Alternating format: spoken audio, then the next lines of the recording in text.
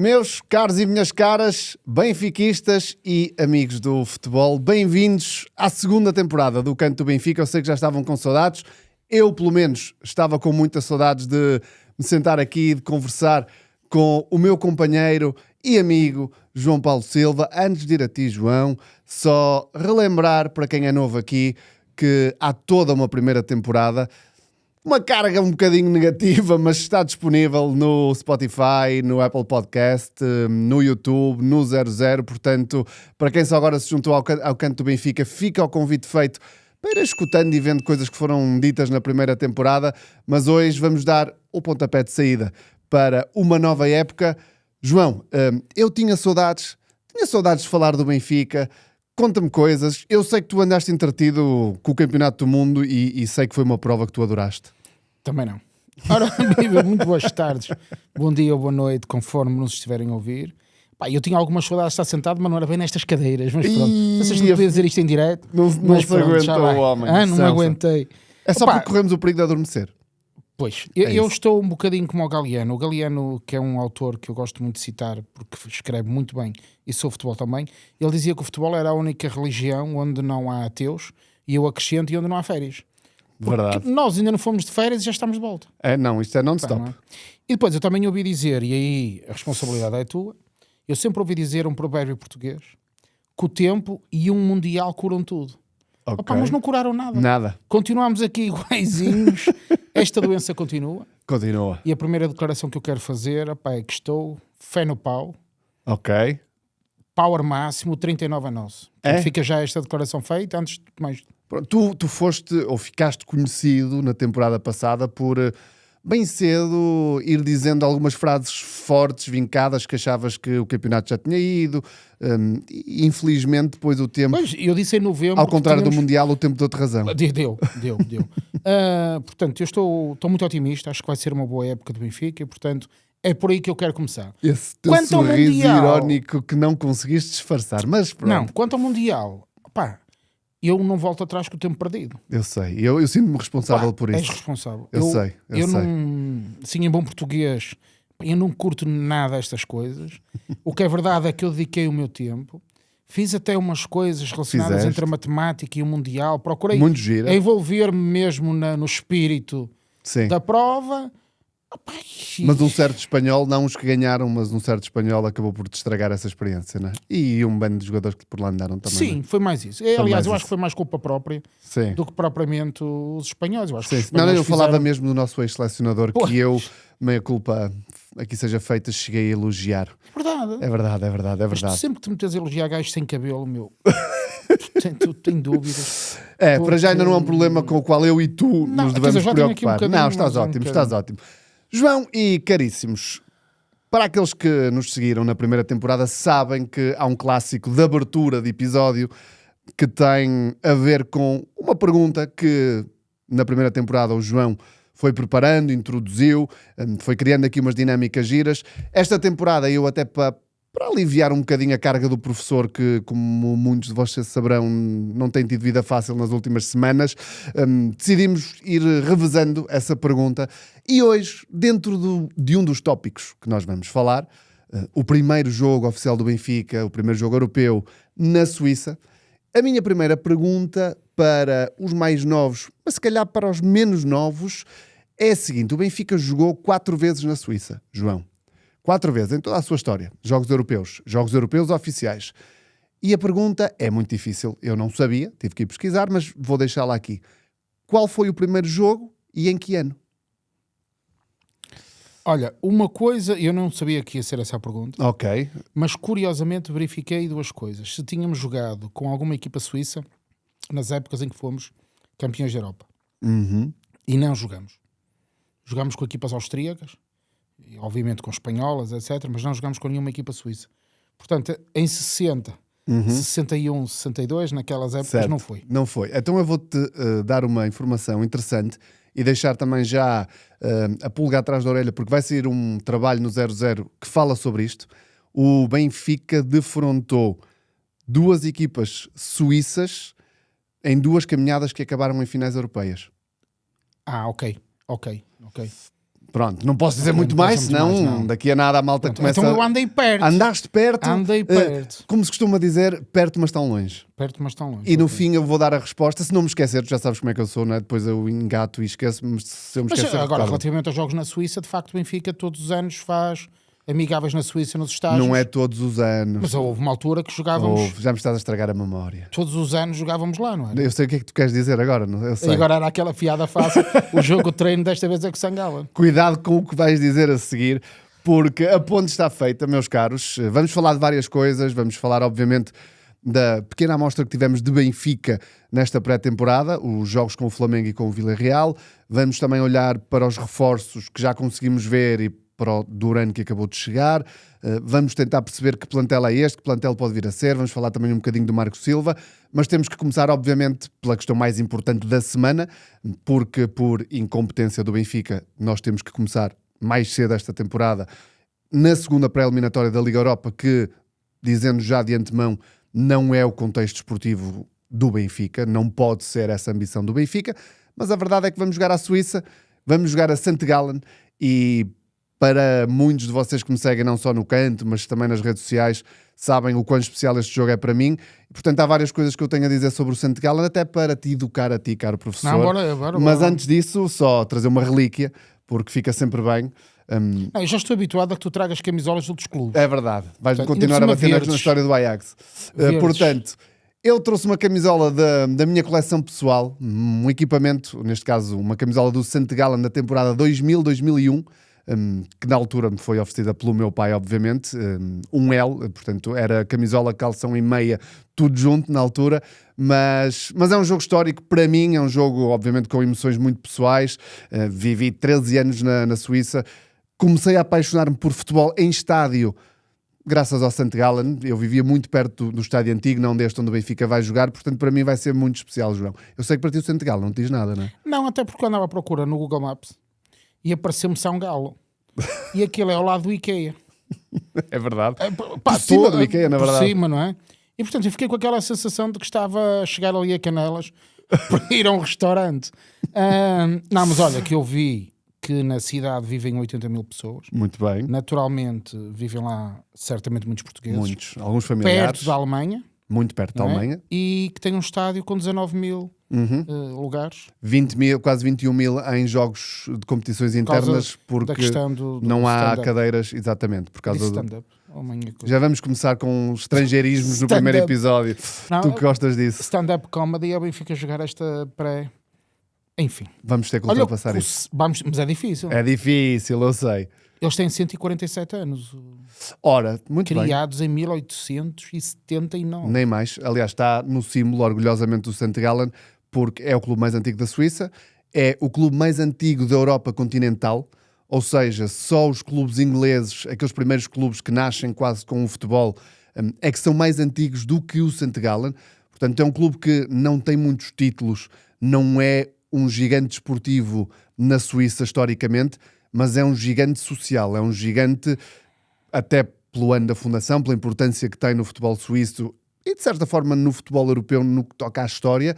O St. Gallen é um clube muito popular, muito enraizado, sobretudo na região. E para os benfiquistas que quinta-feira vão a St. Gallen e vão ao estádio pela primeira vez, antes de mais se cruzarem comigo, vamos ver um fino, dizer que é um clube que tem um ambiente no estádio como poucos na Suíça.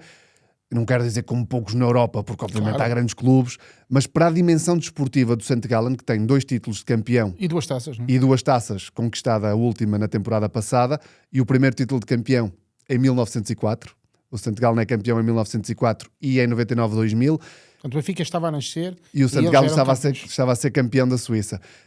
É um clube que realmente tem uma média de espectadores de 17, 18 mil por jogo. Pelo que eu percebi, a camisola deles é tipo a de Rio Ave. Não. Verde e branca, não? É como a do Rio Ave, como a do Sporting. Não, o Sporting é no horizontal. Não, o St. Gallen não tem um padrão definido. Ok. Não, o St. Gallen não é um clube de riscas. Ok. Eu é que vi uma camisola deles. É verde e branca, mas o padrão foi mudando. Eu, por exemplo, tenho uma de 94 que é toda verde com 3 riscas da Adidas aqui no ombro, que era o padrão da altura. Já foi mais branco e menos verde, já foi mais verde e menos branco, portanto não há um padrão de riscas ou de padrão, neste caso, é a cor em si. Ok. Sim. E não compares ao Rio Ave, com todo o respeito pelo Rio Ave. Não estou a comparar com o Rio Ave, não é? Mas... Até porque eu acho que se o Rio Ave jogasse com o Senegal, eu ficaria admirado se o Rio Ave nos eliminasse. Não difícil. Atenção, porque para os mais atentos ao fenómeno do futebol, o Santo Galo jogou recentemente com um clube português, com o Vitória, na Liga Conferência. Foi? Em dezembro de 24, se não me falha a memória, ou 24. O Santo Galo costuma ir às competições europeias? A questão é esta, o Santo Galo não é um clube que historicamente costuma ir às competições europeias. Aliás, no tempo que eu vivi na Suíça, o Santo Galo era um clube que lutava para não descer. E eu vi algumas épocas na segunda divisão. Voltando à questão, desportivamente não é um gigante.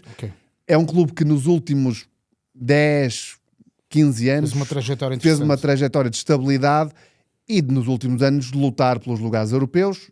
A maioria das vezes não se consegue apurar, até porque os lugares também na Suíça são escassos, mas antes fosse bicampeão suíço, é vice-campeão suíço. E tem feito, sobretudo na última década, uma trajetória muito interessante, e eu acho que isto é importante para os benfiquistas ficarem a conhecer um bocadinho o St. Gallen. É uma equipa com ADN alemão, porque para além de estar geograficamente muito próximo da Alemanha, portanto, culturalmente, e eu vivi lá, e tu sabes, e a malta sabe que eu tenho uma ligação muito forte à Alemanha, porque St. Gallen é praticamente na fronteira com a Alemanha. Esta equipa desta temporada e da temporada passada é uma equipa que tem 7 alemães no plantel. Eu ia-te falar sobre isso. O treinador é alemão, é o Enrico Maaßen, que passou pelo Augsburgo da Bundesliga, mas na última década o St. Gallen teve 2 treinadores, o Maaßen, que vai para a 3ª temporada, e o Peter Zeidler, que esteve 6 anos, que também é alemão. E o mais interessante, e eu acho que uma das formas para tu ficares a perceber melhor que adversário é que nós vamos encontrar quinta-feira, é dizer o seguinte: este St. Gallen tem um ADN Roger Schmidt. Exatamente. Ou seja, sobretudo o Peter Zeidler trouxe formação de Red Bull. O pressing, o gegenpressing, aquele futebol agressivo, de recuperar rapidamente a bola, de tentar ir logo para cima do adversário, um bocadinho como o Klopp faz em nível muito bom, e que o Schmidt fez no Benfica, sobretudo na primeira temporada. O Zeidler, quando chega ao St. Gallen há 10 anos, neste caso, implementou essa filosofia, trouxe vários jogadores alemães e ele criou esse ADN. O St. Gallen não era uma equipa com um ADN muito definido, e na última década criou esse ADN. É uma equipa que tecnicamente não é extraordinária, mas que coloca muita pressão sobre o adversário enquanto houver pernas, enquanto há pulmão. É uma equipa muito desconfortável de defrontar, e tem esse ADN alemão muito vincado. Portanto, quem é que tu destacavas deles? Os jogadores? Vamos ter problemas com quem? Não vamos ter problemas com o guarda-redes habitualmente titular, porque ele só chegou ontem do Mundial. É o guarda-redes internacional pelo Ghana, o Ati Ziggy, esteve no Mundial, chegou ontem, não vai, em princípio, ser titular. Vai ser o Vatkoviak, que é o guarda-redes suplente que joga na Taça, que esteve na final da Taça, que o St. Gallen ganhou e que foi expulso na primeira parte. Portanto, por aí, eu acho que o Benfica, o Ziggy é melhor guarda-redes, alguém com outra experiência. O capitão não é um fenómeno, mas é uma instituição, que é o Lukas Gottlob, alemão, que curiosamente tem um jogo pelo Bayern de Munique, tem formação de Bayern, e tem um jogo oficial que foi o Guardiola que o lançou na altura. Ele depois vem para a Suíça e faz faz carreira no St. Gallen. O Carlos Bucalfa, que é outro médio, jogou no St. Paulo e também na Bundesliga. Também é um jogador que tem andamento de futebol alemão. O Okoroji, o lateral esquerdo, o St. Gallen joga em 3-5-2, faz a ala. É um jogador também com muito andamento. O Aliou Baldé, que é o avançado, que no ano passado fez 15 golos, se lhe derem espaço, é alguém que sabe marcar e que sabe criar perigo. Agora, objetivamente, o Benfica, no plano teórico, não tem que se preocupar necessariamente com um jogador em específico ou com alguém que faz muito a diferença no St. Gallen.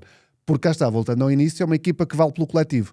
É uma equipa que sabe muito bem a identidade, é uma equipa que não mexeu muito, o plantel está praticamente intacto. Perdeu o Alessandro Vogt, que era um jovem da formação que surgiu, sobretudo o ano passado, em grande forma, e foi transferido para o Hoffenheim da Alemanha. Mas tirando isso, o St. Gallen é mais ou menos a mesma equipa, e é uma equipa que joga sempre igual. Portanto, a grande vantagem do Benfica é que vai defrontar o St. Gallen... Não há surpresas, não é? Não há surpresas, e vai defrontar o St. Gallen na pré-época também do St. Gallen, embora o St. Gallen comece a época mais cedo do campeonato, em que esses níveis de agressividade ainda não estão. E o St. Gallen perdeu 3-0 com o Norwich agora no último jogo de preparação, e um dos problemas foi a falta de intensidade e a falta de condição física da equipa para jogar o futebol que a equipa sabe jogar. E esse pode ser um ponto a favor do Benfica, defrontar o St. Gallen numa fase em que a base do jogo do St. Gallen ainda não pode estar no pico. Como é que na Suíça está, sobretudo na cidade, está a ser vista esta ideia de jogar com o Benfica? É muito. É para eles um jogo histórico. Aliás, o Lucas Götla, o capitão, deu uma entrevista logo após o sorteio e foi humilde e realista ao dizer que, obviamente, nós entramos para esta eliminatória para tentar ganhar, mas temos que admitir que seria um feito extraordinário se o conseguíssemos fazer. Portanto, há esta noção. As reações foram imediatas quando há o sorteio a dizer que era o melhor adversário possível para o St. Gallen, o pior no sentido em que as probabilidades do St. Gallen passar são residuais, mas é um gigante do futebol europeu que vai a St. Gallen, é uma constelação que dificilmente voltará a acontecer e que só acontece, e vamos ser honestos, porque o Benfica não cumpriu a sua missão na temporada passada. O St. Gallen fez muito mais do que era suposto, portanto para eles é um jogo com um gigante europeu, e está a ser vivido, os bilhetes voaram logo. Mas tu achas que vai dar aquela sensação de que estamos a jogar em casa? Não, ou não é assim? Não é. Voltando à questão do ambiente, estarão muitos portugueses, eu e o meu pai seremos 2 que estarão na bancada central, 99% a torcer pelo Benfica e aquele 1% de ligação emocional a uma cidade que foi casa dos meus pais. Isto é, no fundo, a seres eliminado que seja pelo St. Gallen. Completamente. Sim. A ter que sofrer este desgosto logo em julho, que seja com o St. Gallen. Mas não vamos jogar propriamente em casa. Okay. É bom que os adeptos do Benfica tenham essa consciência. Vão estar 2.000 adeptos do Benfica identificados na zona visitante. Estarão seguramente mais alguns milhares espalhados pelo estádio noutros setores. Mas o St. Gallen, quando joga em casa. E o ambiente vai ser bom. Aliás, quem tiver amigos do Vitória, pergunta-lhes como é que foi a experiência. Eu estive lá nesse jogo e lembro-me dos adeptos do Vitória, que são apaixonadíssimos, ficarem deslumbrados com o ambiente no estádio. E foi em dezembro, a poucos dias do Natal, estava um frio de rachar e o ambiente é extraordinário. O St. Gallen é o clube com a terceira maior média de espectadores na Suíça, atrás do Basileia e do Young Boys, que são os 2 grandes clubes atualmente. Não vamos propriamente jogar em casa. Ou seja, não é aquele jogo de pré-época de treino que nós habitualmente fazemos. Não, que fazíamos com o Etoile Carrouge, e tu continuas a estragar a minha memória, mas lá vamos, lá vamos mais à frente. Mas se tivesses que colocar isto mais à matemática, vamos. Em percentagem, o que é que tu fazes? Atualmente, 80-20? Sim, eu se quiser ser mauzinho com o meu querido St. Gallen, diria até 90-10. Ok. Porque tecnicamente o Benfica é indiscutivelmente superior. Então, deixa-me fazer a pergunta que há pouco fiz, mas ao contrário. Se te pudesse ir buscar agora um jogador do St. Gallen, deixa-me dizer o nome todo. Sim. St. Gallen para o Benfica, quem é que tu ias buscar? Atualmente, nenhum. Nenhum, e isto não é desrespeito para com os jogadores do St. Gallen. São realidades diferentes, são andamentos diferentes, são competitividades diferentes, e nós falamos aqui muito na temporada passada sobre as nossas ambições enquanto Benfica, não é? E se nós achamos que o plantel do ano passado e o 11 do ano passado do Benfica, no nosso Benfica ideal não cabia nenhum, obviamente que nenhum jogador do St. Gallen pode caber neste Benfica, obviamente. Acho que aí as realidades são muito diferentes. Agora, se formos para lá a achar que mais minuto, menos minuto... Que são férias, podemos ter um dissabor a qualquer momento, porque a equipa tem alma. O St. Gallen é uma equipa com alma, uma equipa extremamente aguerrida, mais uma vez. Tem uma forma... ninguém lhes tem que explicar como é que eles têm que jogar. Podem não conseguir jogar como querem jogar. Sim, ok. Mas e esse terá que ser o mérito do Benfica. E esse terá que ser o mérito do Benfica, obviamente. Portanto, é mais ou menos isto. A experiência, para quem vai... Vocês vão a uma cidade apaixonadíssima por futebol.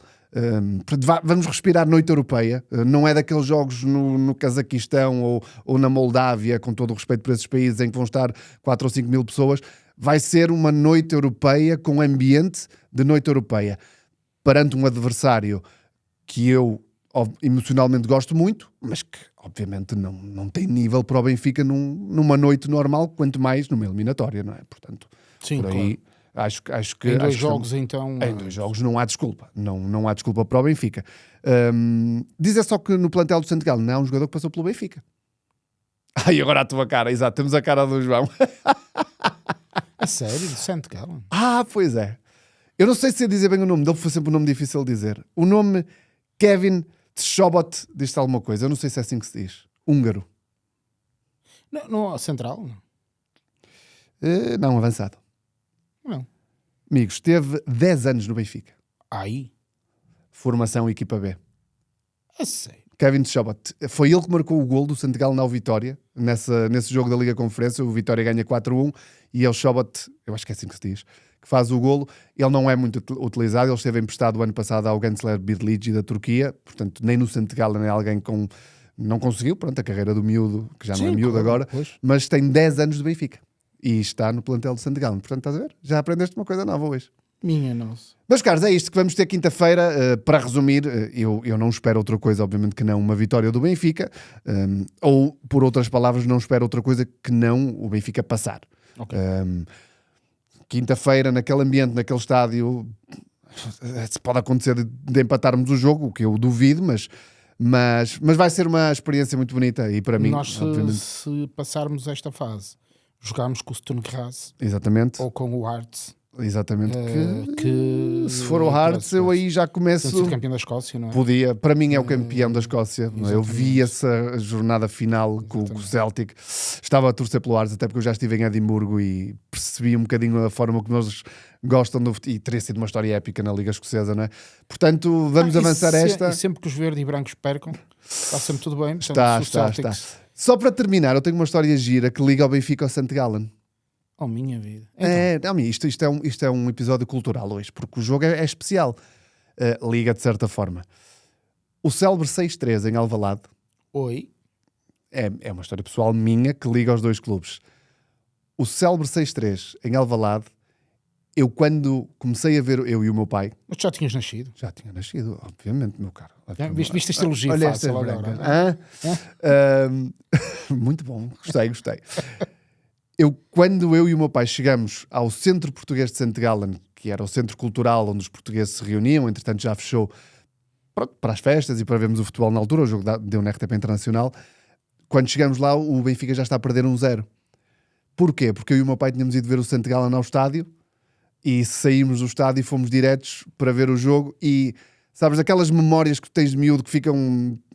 por alguma razão encravadas, e eu tinha 7 anos por aí, de entrar no centro cultural português, e aquilo obviamente havia benfiquistas, sportinguistas, porque no estrangeiro, como imigrante, uma das coisas bonitas é que a malta mistura-se e vê o futebol juntas, e lembro-me de entrar e um amigo do meu pai sportinguista se virar para nós e dizer: muito bem, olha, até já vêm vestidos a rigor e tudo, verde e branco.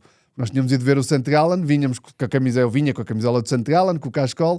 E tenho essa memória. Depois tenho a memória, obviamente, do 6-3, mas quando entrei já estava 1-0 para o Sporting, porque nós tínhamos ido ver um jogo do St. Gallen de campeonato. Que giro. Isto liga-me assim. Meu caro, vamos falar do Benfica agora. Apetece-te? Sim, imenso. Apetece-te e nós temos 2 amostras. Tu viste os jogos? Com o Flamengo. Dois. Quer dizer, o Flamengo não foi bem um jogo. O Flamengo foi uma coisa estranha. Foi uma coisa estranha e, enfim, eu não quero entrar nesta onda do mais valia não termos marcado aquele jogo com o Flamengo, porque estava na cara que podia ser feio e o Prestiani teve que entrar, parecia escrito por guião, não é? O Prestiani ter que entrar cedo para depois acontecer aquela situação ou aquelas situações lastimáveis. Também não quero valorizar muito isso. Não, vamos focar no desportivo. Eu vou resumir isto rapidamente para tu depois dares a tua sensação. Eu gostei mais do jogo com o Flamengo do que o jogo com o Vila Real, apesar de termos perdido com o Flamengo e termos ganho ao Villarreal. Consegui no primeiro jogo, com algum esforço, perceber alguma tentativa de saber como jogar. Eu percebi que a equipa tinha ali processos que queria fazer assim, queria fazer assado, gostei de alguns jogadores, percebi que há ali trabalho do Marco Silva, muito redutor ainda. Com o Villarreal fiquei muito assustado com a primeira parte, porque realmente foi muito má, sobretudo a primeira parte, mas aí posso usar a desculpa do cansaço da pré-temporada. Não sei. Com que sensações é que tu saíste? São semelhantes às tuas. Não diria coisas muito diferentes. O jogo com o Flamengo foi uma coisa estranha. Não vou entrar em muitos detalhes. Não, nem vale a pena. Foi desconfortável até em alguns momentos. pensamos o que é a lesão daquele miúdo do o Mé, não é?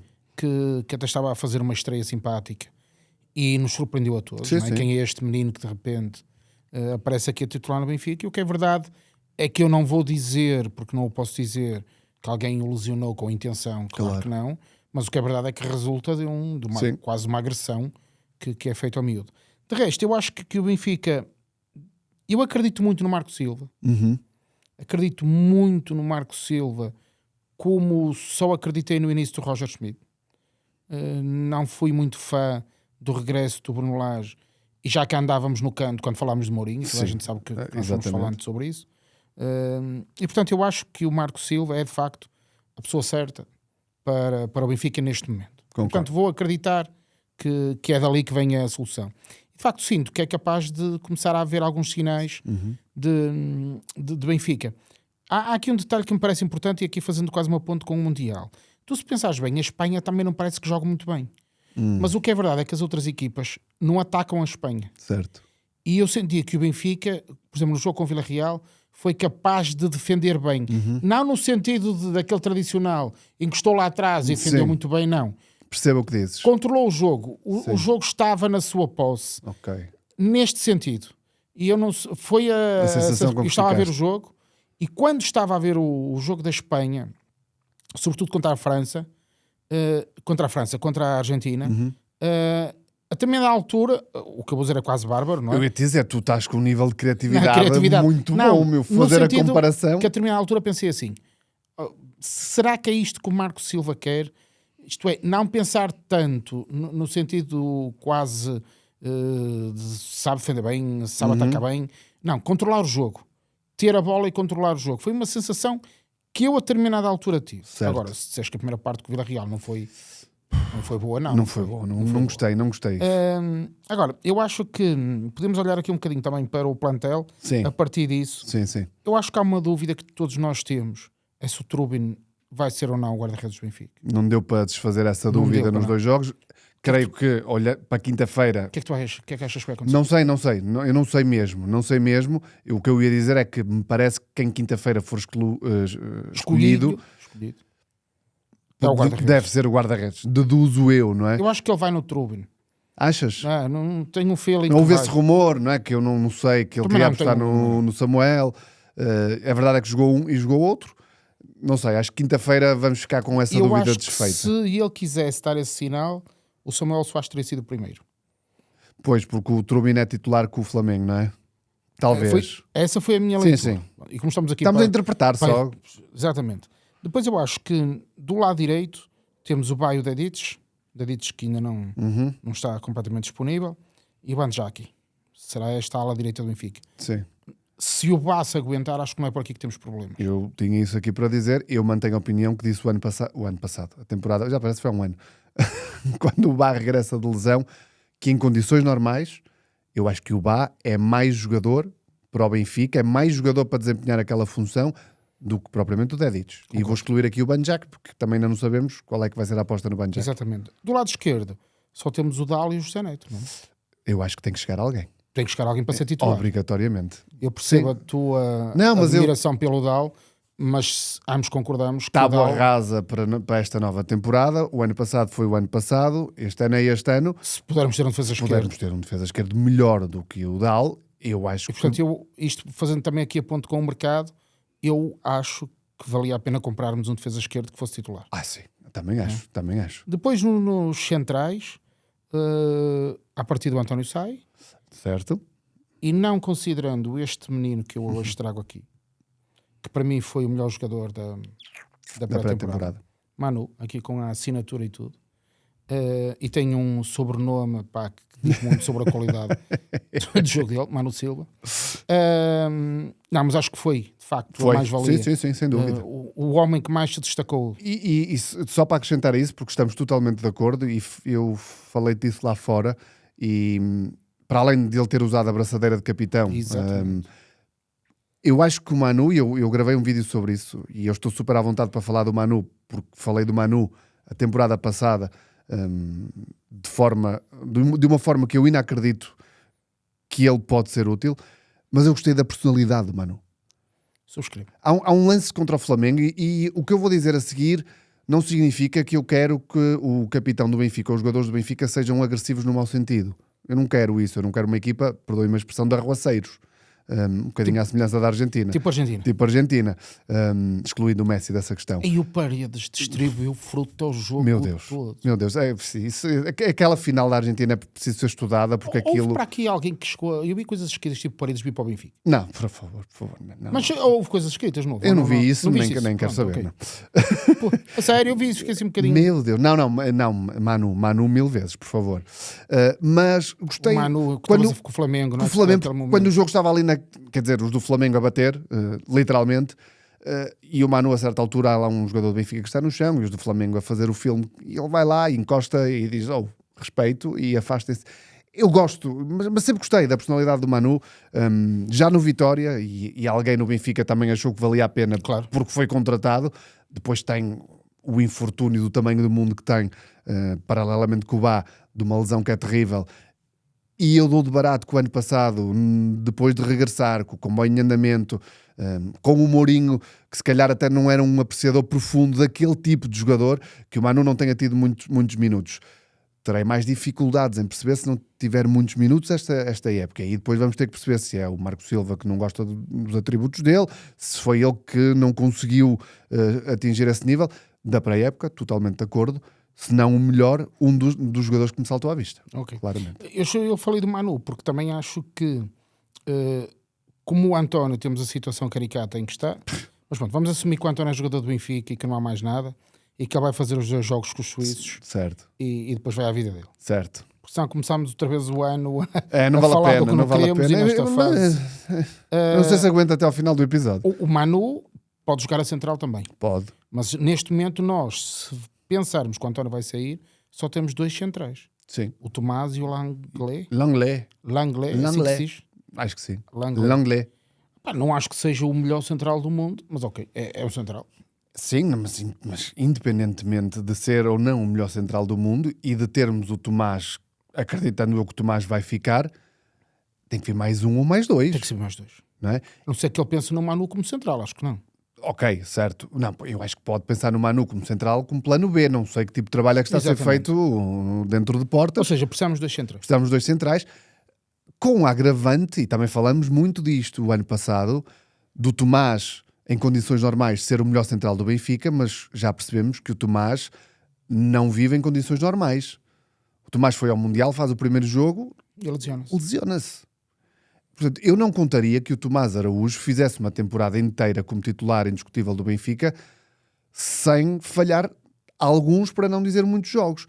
E atenção, isto não é crítica ao Tomás, não, é uma condição que o Tomás tem mostrado desde que é profissional. E eu quero acreditar que quem está a preparar o plantel tem isso em consideração. Porque nós não podemos ir para esta temporada assumindo que o Langlais é titular indiscutível, que o António vai sair e que a dupla vai ser Tomás e Langlais. E mais ninguém. Rezando para que não se lesione. Não pode ser. Não pode ser. Depois, ali no meio, continuamos a ter o Fred, o Rios, o Barreiro e o Enzo, a que acrescenta o Manu neste grupo. Isso. Eu continuo a ter dificuldade, assumindo que vou escolher o Fred. Quem será o outro jogador? Será o Manu? Eu acho que esta é uma conversa interessante que podemos ter. Eu não sei quem para já eu aceito, porque não havia Rios, não havia Fred. Sim, claro. Jogou o Enzo e o Barreiro com o Sudakov. Eu ainda não percebi muito bem, confesso também, porque se calhar não interpretei bem como é que o meio-campo do Benfica se vai organizar, se é um pivô e depois 2-8, ou se vão ser, como na época passada, quase 2-8, um mais ofensivo e depois um 10. Ainda vamos ter que perceber como é que o Marco, desculpa tratar-te já assim, mas faz parte da família, portanto Marco Silva passa a ser o Marco. Vai querer organizar ali, mas parece-me neste momento o setor mais interessante, pela positiva, para perceber como é que nos vamos organizar, porque parece-me que o Fred vai ser titular, o Rios parece-me que vai ter que jogar, e depois já não sobram muitos. Como é que o Enzo parece-me que não é titular. O Manu, o Enzo, o Barreiro. Eu acho que o Barreiro não vai ser titular. Não acredito. Não acredito. Onde? Acreditando que nós queremos fazer uma melhoria da equipa. Sim, em relação à época passada. Não é? Portanto, eu imagino algo do género atualmente com os jogadores que temos, porque há aí o rumor Palhinha, que eu entendo do ponto de vista do Marco Silva ao conhecer muito bem e de ser um jogador, atenção, eu há 2 anos no Euro 2024 pareceu-me que era se calhar o melhor jogador da seleção a certa altura, mas os últimos 2 anos do Palhinha não foram fáceis. Mas se nós estamos interessados no Palhinha, já me parece então que o Marco quer um 6 clássico. E aí pode jogar o Manu e Fred e Rios, ou seja, um Manu com um 6 mais clássico, um médio com qualidade técnica para sair, mas também alguém que consegue impor físico, e depois Fred e Rios, um mais para ser mais cerebral, o Rios de calhar para empurrar mais, e aí já não há espaço, nem para o Enzo, nem para o Barreiro, e questiono-me depois onde é que vai jogar o Sudakov. Não, se for esses 3, não. A questão é esta. A questão é, imagina que destes 3 eu deduzo que o L mais fraco, apesar de tudo, nem é o Manu. Tiras o Manu e vais pôr quem no lugar do Manu?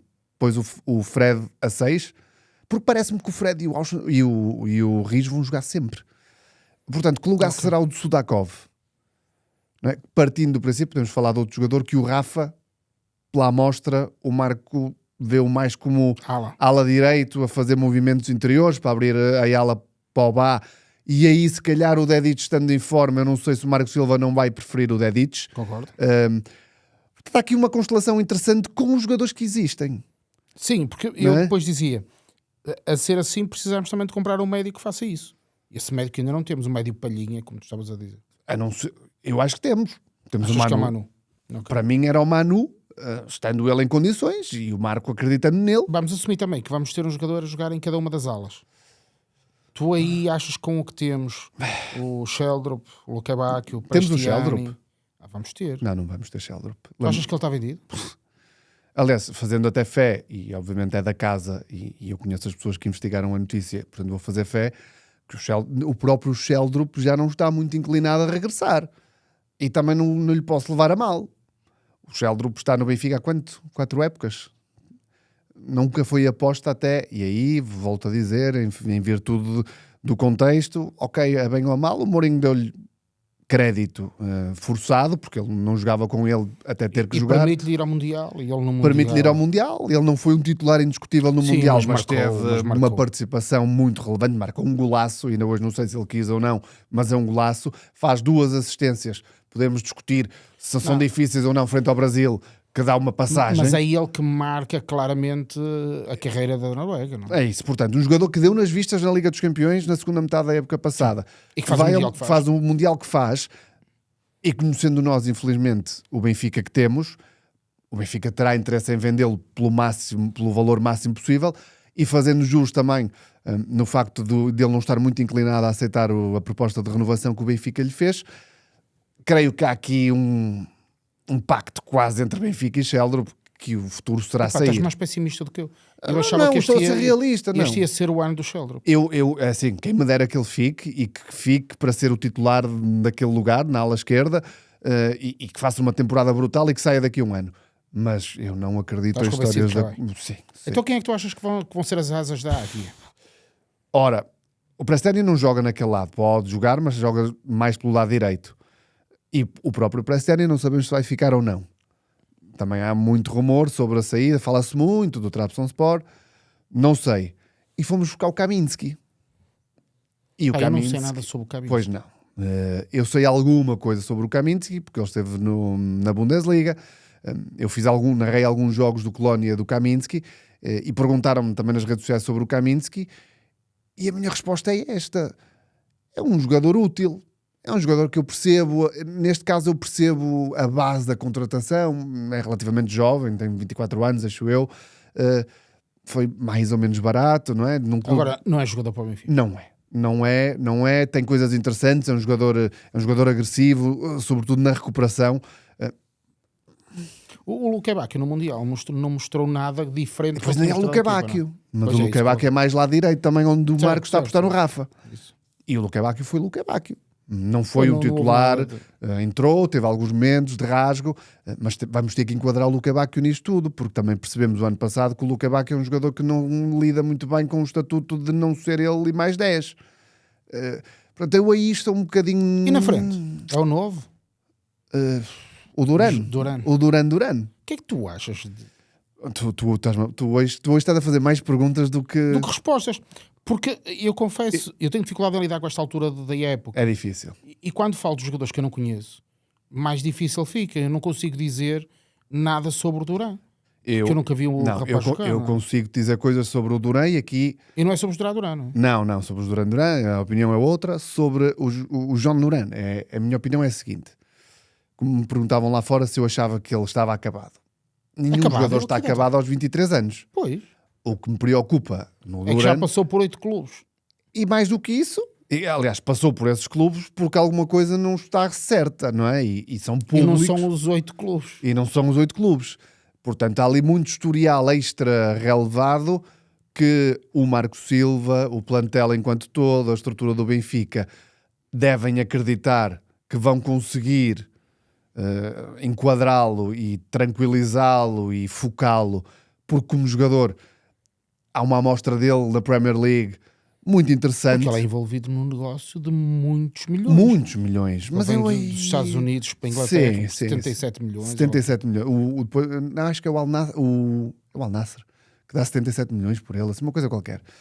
Ora, o problema é que ele, por cada momento bom que teve nesses clubes, a seguir veio um mar de problemas que o levaram para outra paragem, não é? E parece-me que é um jogador que, desportivamente, pela amostra que ele foi dando em alguns clubes, é um jogador interessante, obviamente, 23 anos, explosivo, forte fisicamente, com facilidade de remate, mas é um jogador, como eu costumo dizer, de highlights de YouTube. E eu não quero jogador de highlights de YouTube, eu quero um jogador que chega ali... Highlights de YouTube foi o gol do Rafa. Sim. Que é grande gol. Calma, o Rafa, que para mim, uma das surpresas positivas desta pré-temporada, eu gostei muito. A forma como ele passa pelos jogadores... E depois à saída da guarda-redes. Lindo. Mas que o Rafa é capaz de fazer isso, nós sabemos. O problema e a solução vai estar em criar uma equipa que durante toda uma temporada consiga manter o foco, o nível exibicional, oscilando aqui e acolá, como é normal, mas que consiga manter um nível capaz de nos dar títulos. A propósito do Duran e do Longley e do Kaminski, eu vou ter que dizer isto porque é a sensação que eu tenho e quem me dera a mim, e espero eu ser desmentido, eu há uns meses fiz um vídeo nas redes sociais em que gozava/brincava com a equipa do Besiktas.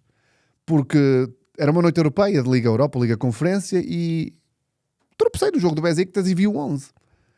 E o 11 do Besiktas era como é que eu vou te chamar a isto? Um misto? Era um misto, não? Um grupo de pessoas, de jogadores que já tinham passado pelos grandes campeonatos, pelos grandes clubes, e eu olhava para aquele 11 e pensava, o que é isto? E depois com os jogadores que ninguém conhecia, aquilo era um misto muito estranho. E a verdade é que eu fui ver o resultado daquilo e foi 0. O Besiktas fez uma temporada terrível. O Fenerbahçe, um bocadinho na mesma linha, de onde esteve o Duran. E o que me parece, e aqui vou colocar, eu no início das novas temporadas, como disse há bocado, faço um bocado de tábua raso e vou com a esperança redobrada. Mas o que me parece é que nós estamos a construir um plantel um bocadinho à semelhança desses Besiktas e Fenerbahçes. Jogadores feitos que estão disponíveis e que um Longley que o Atlético já não quer, e olha, nós aceitamos. Um Duran que é um problemático, mas precisamos, anda para aqui.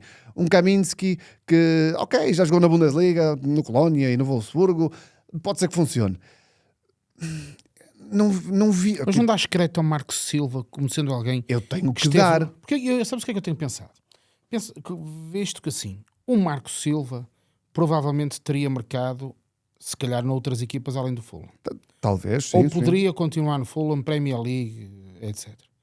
O que é que leva um homem como ele a deixar a Premier League, porque tinha lugar na Premier League, ser um dos treinadores da elite do mundo para vir para o Benfica? É primeiro amor ao clube. Amor ao clube, ok. Mas ele acredita que vai ter sucesso. Obviamente. E eu não quero acreditar, até porque ele tem uma declaração muito interessante. Quando nós terminámos o jogo, creio que a final dos Libertadores com o Flamengo. Sim. Quando no fim da Libertadores. Espera aí, desculpa interromper-te, que eu agora ouvi o sorriso. Miguel, desculpa, mano, eu não te mencionei na entrada. Ela é o Miguel. Malta, tudo a dizer boa tarde ao Miguel. Eu estava aqui anotado, mas eu depois perco muito na entrada. Obviamente não estamos só os dois, está cá o nosso Miguel também. Não, espero eu que esteja a gravar o episódio. Este é um episódio especial. Nós parece que estamos a falar e estamos a falar, mas vocês vão ouvir isto sem som. Ouvir é como quem diz. Nós vamos convidar-vos a meter as legendas do que nós estamos a fazer. Porque os cabos do som não estavam a funcionar ao início. Isso, os cabos do som não estavam ligados. Mas estava eu a dizer que no fim da Libertadores o Marco tem uma declaração de que é tempo do Benfica voltar a ser Benfica.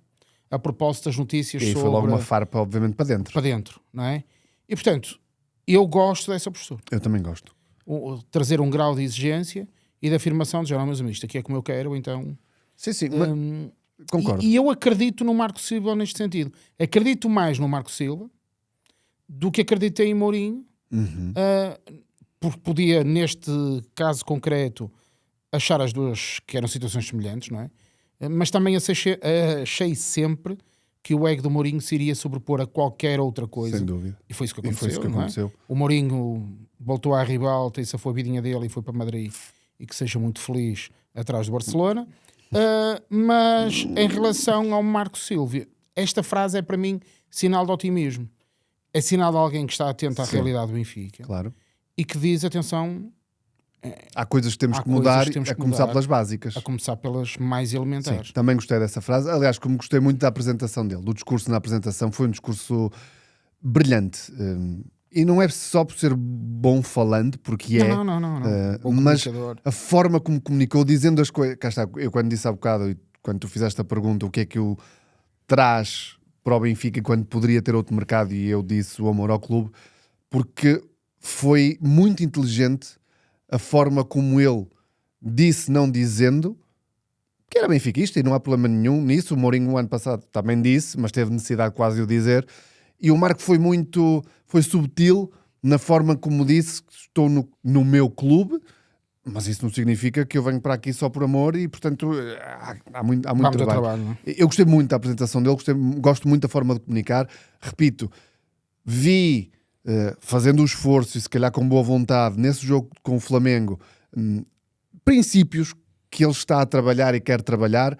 Vamos ver agora com o St. Gallen e vamos ver depois na eliminatória seguinte e no arranque do campeonato como é que ele vai integrar os jogadores que estão a chegar agora do Mundial. Um elemento que me parece interessante e que ainda não falamos é senti que ele vai dar espaço aos jovens que andam perto do Benfica. Perto no sentido da formação do Benfica. Era um exemplo, claro. O Umé é um desses. E eu quero acreditar que os jovens valores não terão problemas em entrar desde que ele lhes reconheça competência. Claro. Nós também já dissemos isto aqui muitas vezes. O bom jogador, novo ou mais idoso, interessa pouco. Não interessa nada. Mas o contrário também é verdade. Só por ser novo e ser do Benfica não quer dizer que tenha lugar na equipa, na equipa principal. Mas reconhecer que eu acho que o Marco Silva vai ser esse homem que nos vai ajudar a ter novamente jovens da formação. Sem dúvida. No Benfica. E, portanto, eu estou muito otimista. Sim. E para fechar a questão do mercado, eu acho que o grande mérito do Marco Silva e a minha confiança depositada no Marco tem menos a ver com os reforços que já chegaram e que provavelmente poderão vir, mas com a crença que eu tenho que ele vai potenciar quem já lá está. Ou estava, neste caso. Os que estavam vão jogar melhor. Os que estavam vão jogar melhor. Um bocadinho como quando o Jesus chegou. Sim, vão jogar o dobro. Vão jogar o dobro, não é? Portanto, a minha esperança reside mais nisso, embora, como dissemos, acho que há a questão dos centrais. O Benfica tem que se precaver, porque... Claro, é evidente. Tem que vir mais alguém. A questão do lateral esquerdo, a não ser que o Neto, nessa esperança de aposta em jovens, consiga realmente suplantar o Dal e transformar-se num grande lateral esquerdo, e o Dal passa a ser o suplente, tudo ótimo, mas a minha esperança reside na capacidade que ele terá que ter de potenciar quem lá está, tirar aqueles fantasmas da cabeça do Pavlidis que me parece que continuam lá. Do Sudakov. Falámos pouco dele. Falamos. Porque lá estamos com medo de falar. Sim, eu fui um bocadinho criticado entre aspas, com muito carinho e amor pela malta que me segue, quando eu disse que gostei do Sudakov no jogo Flamengo. E cá está, às vezes os vídeos que eu publico nas redes sociais são curtos e eu não consigo ir ao detalhe. O que eu quis dizer na altura foi que eu senti que o Sudakov queria soltar-se, com a cabeça mais limpa, vir buscar a bola, ou teve um ou dois momentos em que ele arrancou e foi para cima. Se vai funcionar ou não, Voltamos à história da discoteca e da luz. Eu estou disposto a sair com o Sudakov à noite uma vez mais. Até porque ele agora mudou de penteado, está mais bonito e mais airoso. Mas vamos ter que esperar. João, eu tinha aqui para falarmos um bocadinho do Benfica no Mundial. Já fomos falando. Agora, deixa-me dizer que eu não senti a propósito do Mundial. Primeiro, acusar-te claramente. Já percebi. De que as horas que eu perdi a ver o Mundial nunca mais voltam. Eu não as dou como perdidas, a não ser as da seleção portuguesa. As outras foram boas. Tens o Jesus agora na tua seleção? Não, vamos guardar isso. Eu não vou cometer o mesmo erro que cometi com o Martínez. Não. Sendo que o Jesus hoje é o ponto ao título 2030. Sim, esquecendo-se que é um europeu pelo meio. Sim, mas ele se calhar não sabe. Se calhar não sabe alguém que lhe diga que há um europeu que eu também gostava de ganhar. Não, olha, agora voltando ao Mundial. Há um dado curioso que eu vou colocar aqui, porque vi uma reportagem do Daniel Catalão que denota um bocadinho aquilo que eu tenho pensado sobre este tipo de provas. Que é, durante o jogo Argentina-Espanha, final do Mundial, o Daniel Catalão coloca um vídeo nas redes sociais, na praça central de Buenos Aires, junto ao obelisco. Ele estava lá. E em que ele coloca um vídeo em que as pessoas estão na praça central, não estão a ver o jogo, e estão apenas a guardar lugar para a festa. Isto é icónico, eu acho, do momento que vivemos hoje e da forma como é vivido o Mundial. Que é, o pessoal não se preocupa muito com o jogo. Se as equipas estão a jogar bem, se estão a jogar mal... O jogo é um meio para o fim. Meio para o fim. Sim. E eu percebi que era isto que não me atraía. Porque eu continuo a gostar do jogo. Certo, percebo o que portanto, eu não consigo olhar para o Mundial como se aquilo fosse, o acessório é a bola. Sim. E agora até temos 4 partes no jogo. Sim. Pausas para hidratação temos que não hidratam. Havemos de falar disto tudo. Eu só vou contrapor dizendo que eu gostei. Eu gostei do Mundial enquanto evento. Eu vou digerir um bocadinho mais, ainda passou pouco tempo. Sim, não é? eu gostei do Mundial enquanto evento. Eu, estando a 3 semanas de fazer 40 anos, não quero ser um velho do Restelo. Obrigadinha. É isso, nada, João. Se bem que tu elogiaste a minha forma, de certa forma, no início, mas pronto. Eu gostei. Eu acho que nós temos que aceitar algumas mudanças porque fazem parte. Mas eu gostei muito, mas também gostei porque em alguns momentos eu tive o saudosismo do Mundial 94 e o 94 é o primeiro que tu te lembras? O 94 é o primeiro que eu me lembro, é o meu Mundial. E em alguns jogos em específicos que têm a ver com a cidade e com o estádio, a imagem de... Parece que voltaste. Sim, Seattle, por exemplo, era um estádio que, nos jogos durante o dia lá, a luz, o relevado, faziam-me tanto lembrar 94. Pois, mas e os jogos? Alguns. A Noruega jogou lá, foi giro. Gostei de ver. Eu, por exemplo, olhava para os jogos de Portugal e apesar de nós termos ganho, e depois há muito aquela dicotomia. Não ganhamos. Ganhamos um jogo ou uma equipa, enfim. Aquela dicotomia muito provinciana. Ronaldo Messi, quem é pelo Ronaldo não é pelo Messi, quem é pelo Messi não é pelo Ronaldo, como se não fosse possível ser pelos dois. Sim. Não é? E como que eu vou ficar feliz por a Argentina perder só para o Messi perder, ou vou ficar muito feliz porque Portugal perdeu só para o Ronaldo perder. Isto é uma coisa até provinciana, mas foi muito vivida cá, não é? Sim, eu só fiquei triste pela derrota da Argentina por uma pessoa ali, foi pelo Aimar. Era a única pessoa a quem eu desejava aquilo, e ao Messi, porque gosto do Messi, aos outros arruaceiros não. Não, de tudo. Deus me livre. Eu vou assumir isto. Eu comecei a final do Mundial a torcer pela Argentina e acabei a festejar o gol da Espanha. Estamos juntos nesse não dá. Eu tenho uma pessoa que é testemunha disso, que é a minha mulher, mas eu basicamente sinto o mesmo que tu. Sim, eu começo o jogo claramente a apoiar a Argentina e acabo a dizer viva a Espanha. Tal e qual. Não há amor como este, sempre fui espanhol desde pequenino.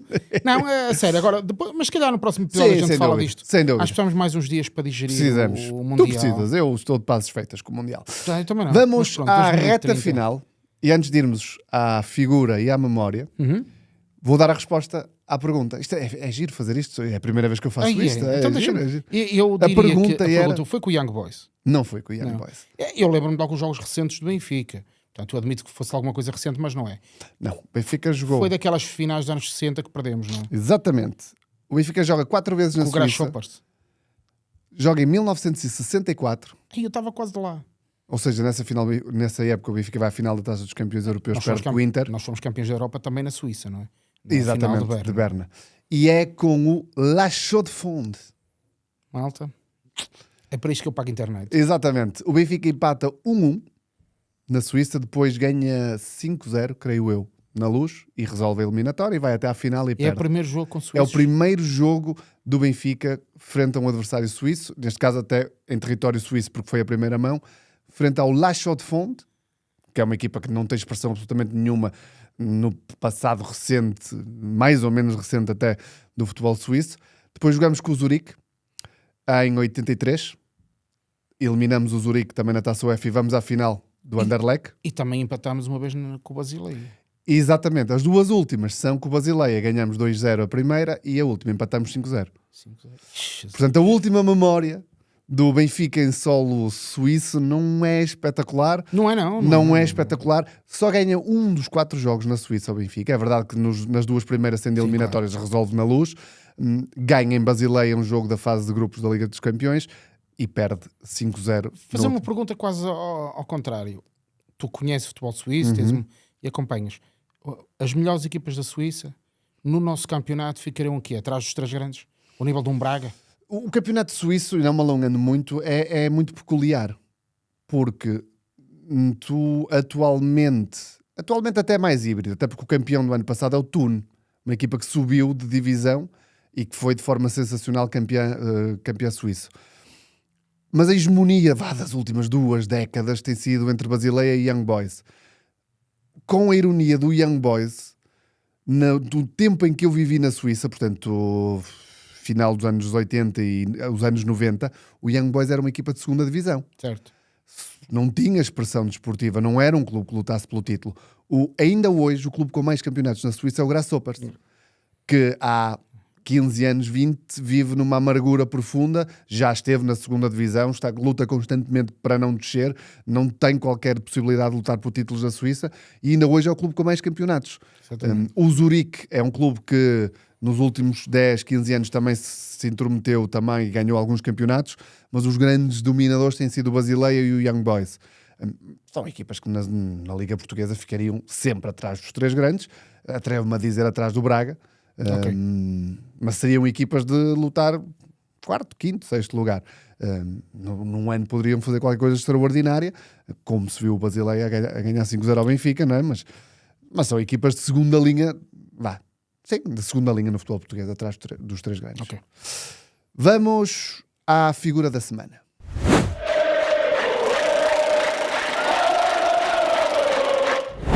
Tens figuras, João? Não, mas tenho na memória uma figura. Então vamos a isso. Pode ser já? Não pode ser já, memória, pode. Já tudo. Vai já tudo, depois trato da minha memória. Mas vamos dar cabo do alinhamento do Miguel. O Miguel depois orienta-se. Não, olha, um bocadinho à boleia da brincadeira que fazíamos na última temporada sobre os números. Sim. Embora nós não tínhamos feito desde o início, portanto vamos arranjar aqui uma forma, exatamente, de dar a volta à coisa, mas o número 1 tinha que ser lembrado. Manuel Galrinho Bento. Exatamente. Ele nasceu em 48 e faleceu em 2007 de forma súbita. E o Bento, se calhar, posso estar a dizer algo mais neira, mas é capaz de ter sido o melhor guarda-redes de sempre do Benfica. Sim. Isto pode não ser uma coisa pacífica. Não. Vai sempre depender dos guarda-redes que cada um viu, não é? O Porradome. Conhecido como o Homem de Borracha, e ele é de facto absolutamente espantoso. E eu, sendo um bocadinho mais velho que tu, lembro-me dele, sobretudo no Euro 2004. Antes fosse 1984, em França. E na exibição que ele faz contra a França, que é uma coisa absolutamente espantosa, a França de Platini, é ele que está, por exemplo, no jogo que Portugal faz com a Alemanha, em que o Carlos Manuel marca aquele golo do meio da rua e que nos apura para o Mundial, que era uma coisa a que nós não íamos. Sim, sem dúvida. E depois vamos em 86 ao Mundial no México, com aquele problema de saltilho, não é? Que toda a malta do futebol conhece. E também aí o Manuel Bento teve a umbridade de se chegar à frente e defender os colegas com todas as consequências que isso acabou por ter até na carreira dele. Mas eu não podia deixar de referir aqui o nosso número 1. Claro. Ele faz quase 500 jogos no Benfica, ganha 7 campeonatos, 6 taças e 3 supertaças, e é obviamente uma lenda do Benfica. E tendo eu a certeza que o Sérgio, que nos juntou aos dois, é verdade, também é o fã número 1 do Manuel Bento, também fica aqui um grande abraço para o Sérgio. Que esteve no episódio 1 da primeira temporada. Esteve aqui no episódio 1 da primeira temporada e que acabamos de o trazer à temporada 2, ele tem que cá vir. Claro que sim, então, obviamente. Fica já o convite feito. Manuel Bento é o meu número 1. Muito bem. Figura em memória do João, a minha figura muito rápida, muito mais recente e só também para picar, Rafa, porque me parece que vem com outra disposição, para além do grande golo que marcou. Gostei muito do Rafa nos 2 jogos. Que seja uma grande temporada do Rafa, porque se for uma grande temporada do Rafa, será seguramente uma grande temporada do Benfica. Vamos então à memória, que sobrará para mim.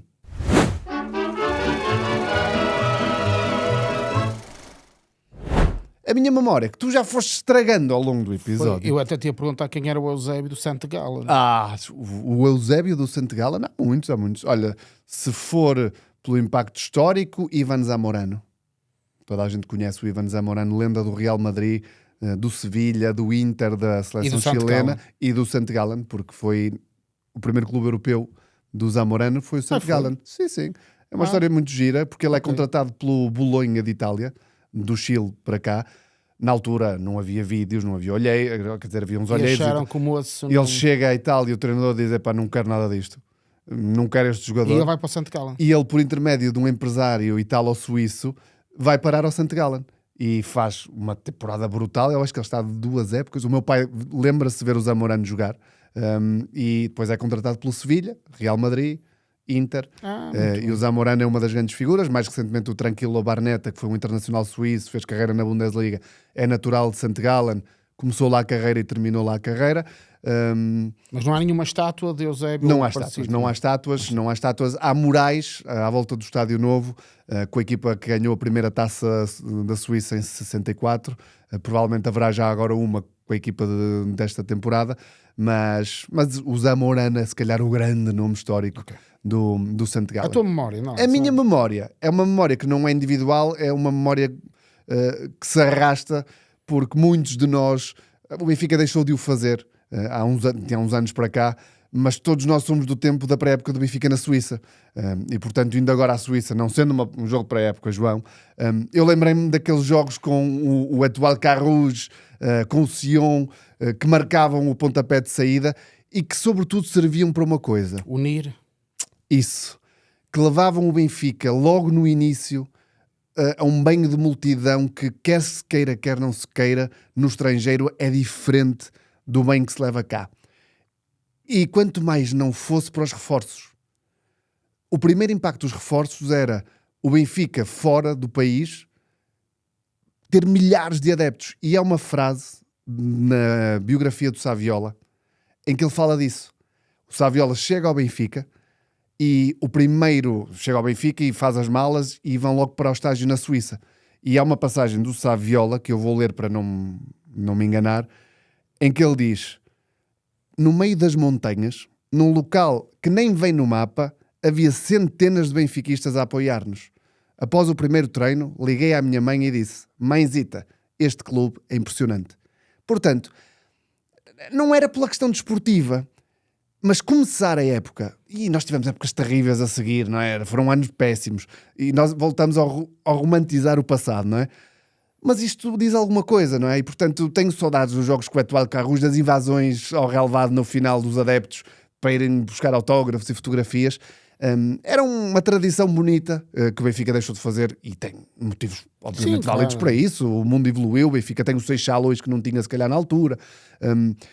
Há formas diferentes, mas é a minha memória dos jogos de pré-época, dos estágios de pré-época na Suíça, do banho de multidão dos imigrantes, que não jogando em casa quinta-feira ao Benfica, terá um bocadinho na mesma, porque vão estar muitos portugueses em St. Gallen, no estádio e fora do estádio, para verem o Benfica. Portanto, esta é a minha memória, os estágios na Suíça.